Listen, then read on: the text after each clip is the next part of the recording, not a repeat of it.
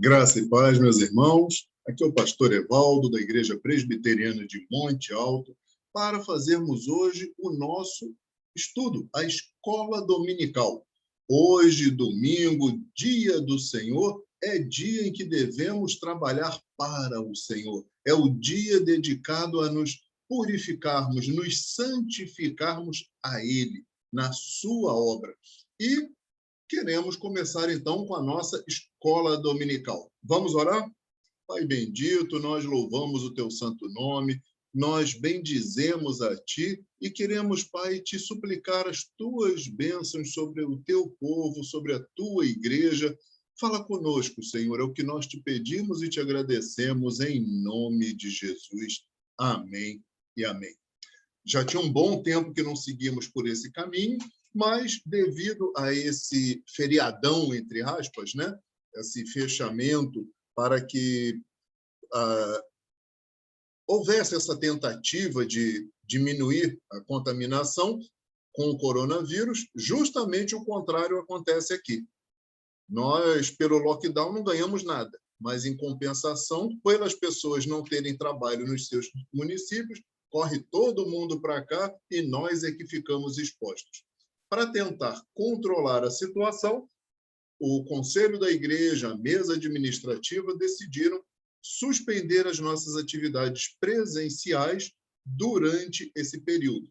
Então, não teremos neste domingo, nem durante esta semana, nenhuma atividade presencial na igreja.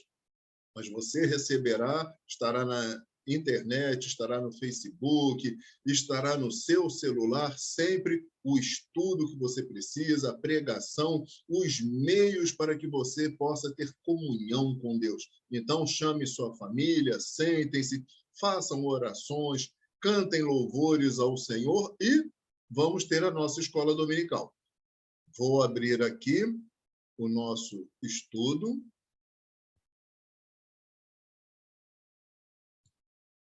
Aí, já apareci pequenininho aqui do lado, e esse é um material que nós estamos trabalhando.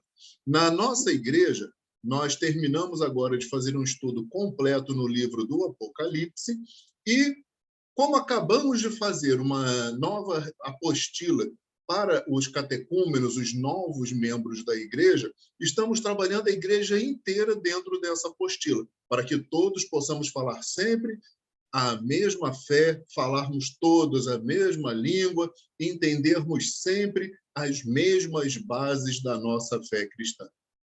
Hoje é dia de falarmos da Santa Ceia. Na verdade, a gente começou o assunto no domingo passado, e por ser essa uma gravação, então vamos fazer ele completo para todos nós. Jesus Cristo nos instituiu 2 sacramentos. O que são sacramentos? Sacramentos são ordenanças dadas pelo próprio Jesus Cristo. Aquilo que Jesus instituiu para simbolizar, selar e aplicar ao crente os benefícios da salvação. Jesus nos deu 2 ordenanças, 2 sacramentos, apenas esses. Na Bíblia não encontramos outros. Então, são eles: o batismo, que você vai encontrar lá em Mateus 28, de 18 a 20, e mais adiante a gente vai aprofundar nele, e a ceia do Senhor. Nós vamos abordar primeiro a ceia do Senhor, por ser ainda o motivo desse período que estamos vivendo, o período da Páscoa.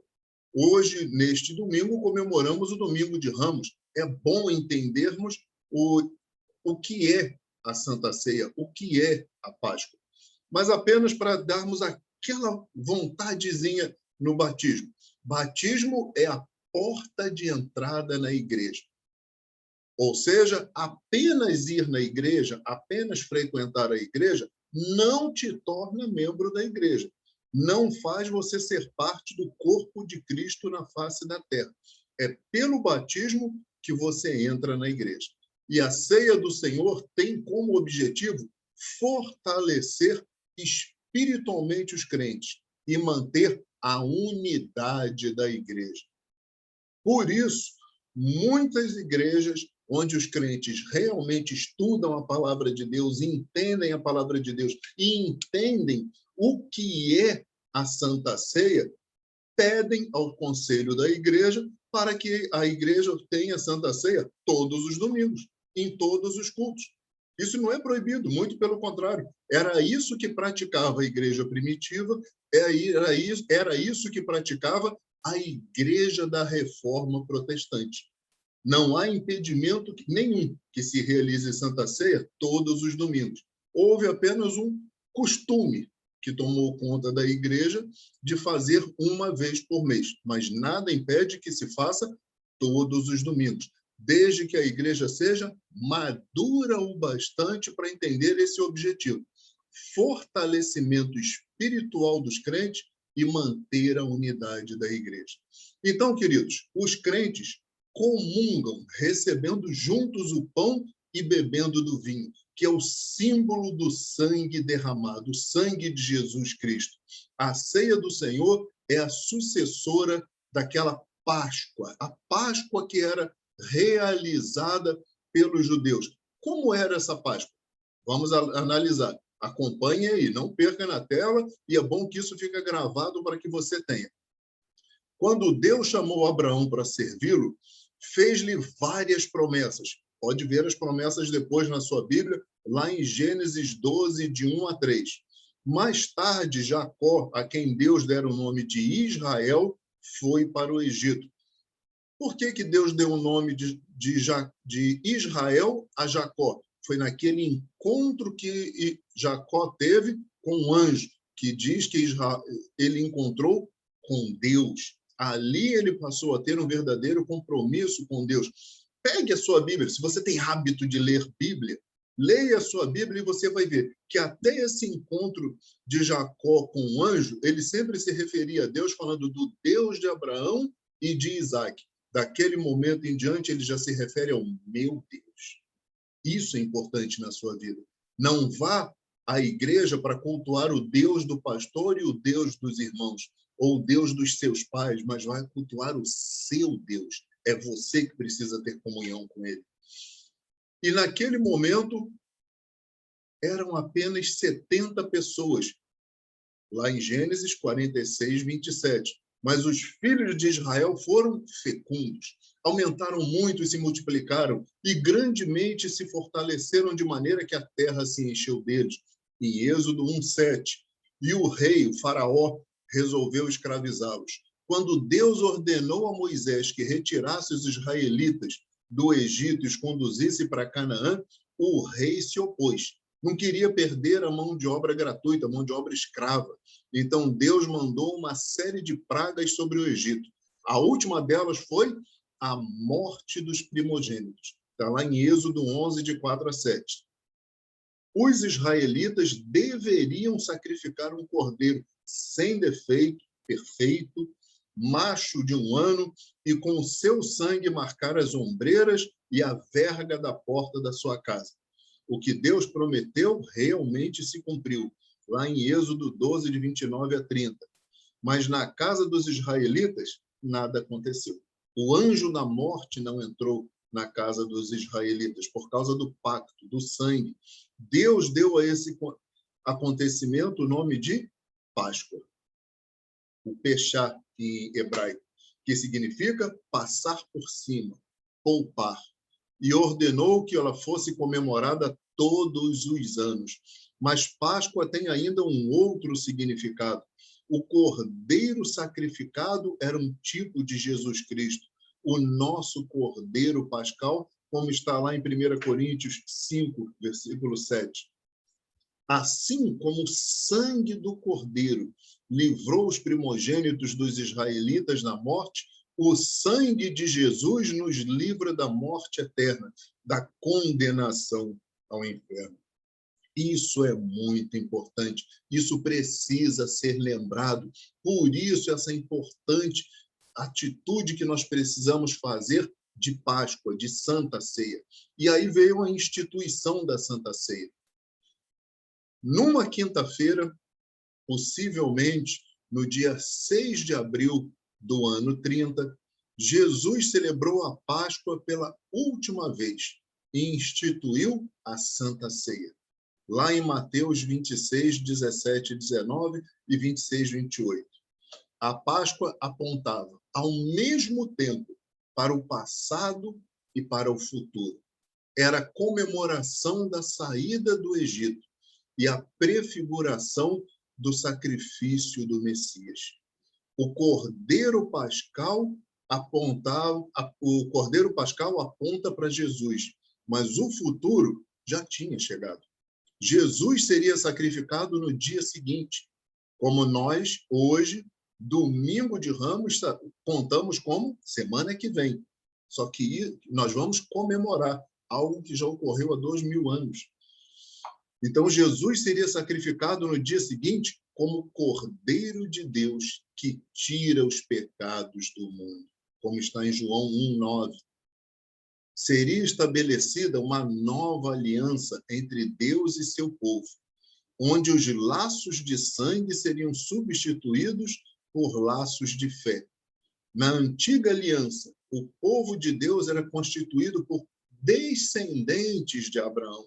Na nova aliança, é constituído por todos aqueles que receberam Jesus como Salvador. João 11:12. E é bom que você leia esse texto de João, capítulo 1, versículos 11 e 12, porque ali fala que todo aquele que recebe Jesus como Salvador e Senhor, ele é recebido como filho de Deus, ou seja, enquanto não recebe Jesus Cristo como seu Senhor e seu Salvador, você não é filho de Deus, você ainda é uma criatura de Deus. Nós temos que servir a Deus segundo a palavra de Deus, que no dia do juízo nós vamos ser julgados, o mundo inteiro será julgado segundo a palavra de Deus e não segundo os costumes do mundo. Deus não tem compromisso nenhum com o que o mundo está dizendo. Portanto, era necessário substituir a Páscoa por uma celebração que representasse a nova vida. E por isso Jesus instituiu a Santa Ceia. O momento da Páscoa aponta apenas aquele momento alto. E não é apenas. Nós temos dois momentos altos do cristianismo, o Natal e a Páscoa. No Natal, Deus se fazendo homem, a encarnação do Verbo. E na Páscoa, esse Deus que se fez homem, tendo cumprido tudo o que precisava cumprir para a salvação do homem, se entrega por amor de nós para que possamos ser salvos, para que possamos ser recebidos por Deus, para que o homem volte a se reconciliar com Deus, porque o pecado faz abismo entre Deus e os homens. O nosso pecado nos afasta de Deus. Não adianta o pecado distorcer nosso entendimento, querendo colocar culpa em Deus de alguma coisa. A culpa é apenas do homem. Então, era necessário substituir a antiga celebração de Páscoa por uma celebração que representasse essa nova situação. E, por isso, Jesus instituiu a Santa Ceia. A ceia do Senhor é o sacramento que comemora e proclama o sacrifício único, perfeito, completo, que Cristo fez para a nossa redenção. Ela se caracteriza por apresentar uma das verdades espirituais mediante sinais visíveis e externos. Preste bastante atenção. A ceia do Senhor é uma representação simbólica da morte de Cristo. Simbólica. Lá em 1 Coríntios 11, de 24 a 26, você já ouviu esse texto várias vezes durante o momento de Santa Ceia. Abra sua Bíblia, leia de novo. Mas ali representa simbolicamente a morte de Cristo. Quando nós vemos lá nos evangelhos Jesus realizando a última celebração, Jesus estava vivo. Então, ali é uma representação simbólica da morte de Cristo. B, é um símbolo da nossa participação no sacrifício e na vitória de Cristo. Isso está escrito aonde? João. Por que João? Por que em João isso está escrito? Porque João também escreveu o livro do Apocalipse. O que o livro do Apocalipse trata? Qual é a história do livro do Apocalipse? Qual é o objetivo do livro do Apocalipse? Do que trata o livro do Apocalipse? Trata da vitória de Cristo e da sua igreja. Está narrando a história da igreja de Cristo e da vitória de Cristo e da sua igreja. O livro do Apocalipse não é um livro para ser temido pela igreja, é para ser conhecido e celebrado. Tanto é que ele começa falando que é um livro que nós precisamos conhecer, ouvir, celebrar, estar felizes. Queridos, a Bíblia inteira está coligada, está interligada. Ela está intrinsecamente conectada por inteiro. Quando você entende que o sacrifício de Cristo está ligado à vitória que temos nele, quando você vê que quando Deus dá a sua própria vida, aqueles por quem ele deu sua vida, ele não vai abrir mão. Você não está solto, você não está perdido, você não é qualquer um. Você é aquele por quem o Senhor deu a vida e, ao proclamar a sua fé em Cristo Jesus, você passou a ser filho de Deus e você passou a ser contado como família de Deus. Então, é um símbolo da nossa participação no sacrifício e na vitória de Cristo. Queridos, Santa Ceia mostra que quem não participa do sacrifício de Cristo, quem não toma a sua cruz e o segue, quem não se dedica a conhecê-lo e viver a verdade que ele viveu, inclusive o de ser negado pelos homens, porque se os homens não aceitaram o Mestre, você acha que vão aceitar vocês? Não, que a palavra dele é loucura para os homens. E ser é um símbolo da união espiritual de todos os crentes. Temos que estar unidos em Cristo Jesus, um só povo, uma só igreja, como você vê em 1 Coríntios 10, 17 e 12, 13. E no capítulo 10, leia esse capítulo 10, gente, a Bíblia é de uma riqueza maravilhosa. O capítulo 10 está justamente preparando o entendimento para o capítulo 12. E a união espiritual começa a ser tratada no capítulo 10, justamente mostrando que não podemos estar ligados à mentalidade do mundo, à mentalidade dos homens, à mentalidade de Satanás. Porque ao fazer isso, você está comendo na mesa do mundo, na mesa dos homens, na mesa de Satanás. Nossa mesa é a mesa do Senhor, é a ceia do Senhor. Portanto, a ceia do Senhor é um meio de graça. Isto é um meio que Deus usa para nos alimentar espiritualmente, promovendo assim o nosso crescimento espiritual. Vamos adiante. A presença de Jesus nos elementos da ceia.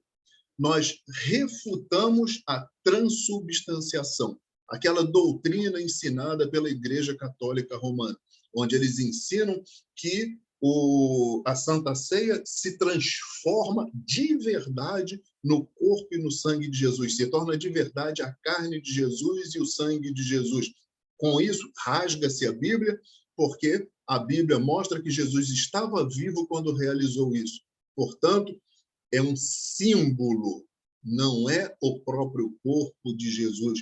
Como nós já colocamos, é uma representação simbólica, é um símbolo da participação no sacrifício e na vitória de Cristo, é um símbolo da união espiritual, é um meio de graça, não é uma mera transformação física para prender as pessoas por crendices sem base bíblica.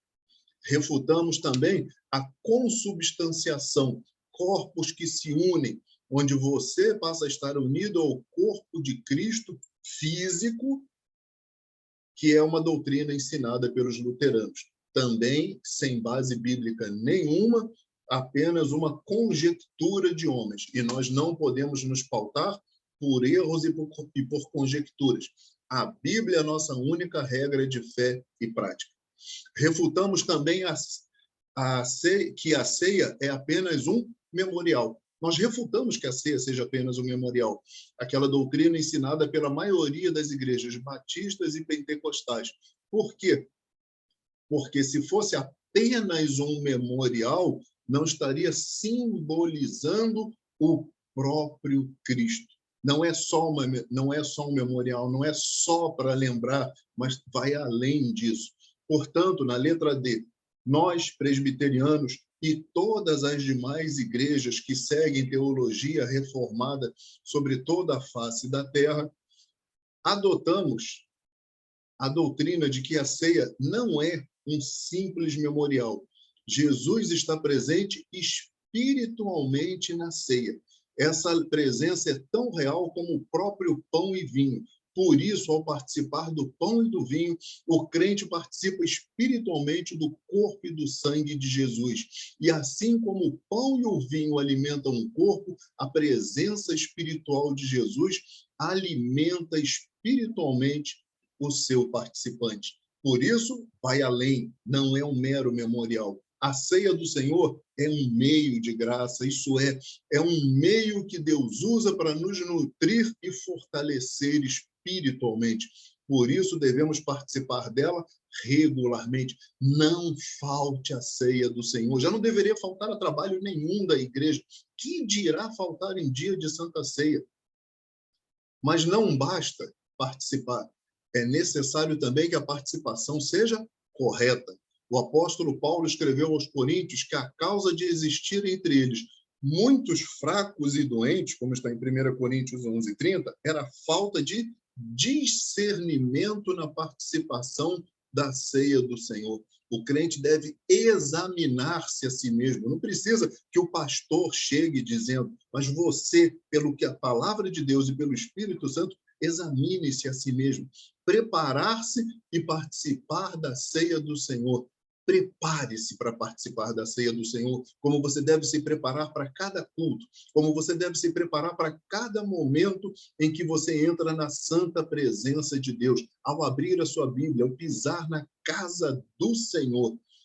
Quem se examina e deixa de se preparar e de participar, está negando o Senhor Jesus Cristo. Os dois sacramentos instituídos por Jesus Cristo são sinais e selos do pacto da graça. Eles são também os instrumentos que Deus usa para fazer uma diferença visível entre os que pertencem à igreja e os de fora. Por isso, os que são de Cristo devem receber o batismo e participar regularmente da ceia do Senhor. Se você não é batizado, você não pode tomar a ceia do Senhor. E se você não está fazendo parte de uma igreja verdadeiramente cristã, você não pode tomar a ceia do Senhor. Você tem que estar em comunhão com a sua igreja. Queridos, em essência, isso é o que nos ensina a ceia do Senhor. É o que nos ensina a santa ceia do Senhor. No próximo domingo, nós vamos além para tratar do batismo cristão.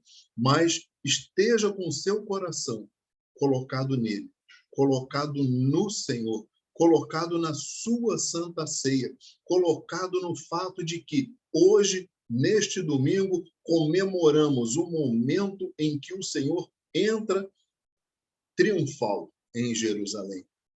Dia em que o Senhor é reconhecido como Cristo e como Rei. E vamos além disso. Tenha o coração preparado, porque no domingo seguinte é Páscoa, momento alto do cristianismo. Que você saiba discernir o corpo de Cristo, que você saiba discernir a verdade do Senhor na sua vida e na vida dos seus irmãos. Leia os textos. Leia 1 Coríntios 11, de 23 a 29. Releia todo o texto que você acaba de ver. Calmamente, vai parando e vai analisando. Você é membro da igreja, você tem a sua apostila. Aprofunde-se, entre em contato comigo, entre em contato com seu pastor, para que você tire todas as suas dúvidas e o desejo ardente por Cristo Jesus cresça mais e mais na sua vida e na vida de todos os seus. Vou encerrar aqui essa tela. Pronto. Voltei aqui, cheio na tela. Queridos, vamos fazer a nossa oração e nos preparar para o culto hoje à noite. Você vai receber também a pregação, você vai receber esse momento em que você poderá reunir a sua família no domingo de Ramos. Reúna-os, faça o culto ao Senhor, faça o seu culto doméstico, torne isso uma prática, um costume na sua casa e na sua família. Resgate a sua família para Cristo Jesus. Oremos. Pai bendito e amado, nós louvamos, bendizemos, exaltamos o teu santo nome e te agradecemos, Pai, porque a tua palavra precisa falar aos nossos corações, às nossas mentes, precisa nos transformar, Senhor. Precisamos ter entendimento de Ti, Pai, e nos ajude para que possamos nos aprofundar mais e mais. Que o Senhor reine em nossas vidas e em nossos corações. Que o Senhor seja verdadeiramente o Cristo. Que o Senhor seja verdadeiramente o Rei sobre nossas vidas e que sejas Deus sobre nós. Em tudo nós te bendizemos e te agradecemos, oferecendo e apresentando as nossas famílias a ti, Senhor. Salva-nos, Senhor. Ilumina-nos, Pai. É o que te pedimos em nome de Jesus. Amém e amém. Que o Senhor os abençoe e os guarde em nome de Jesus. Amém.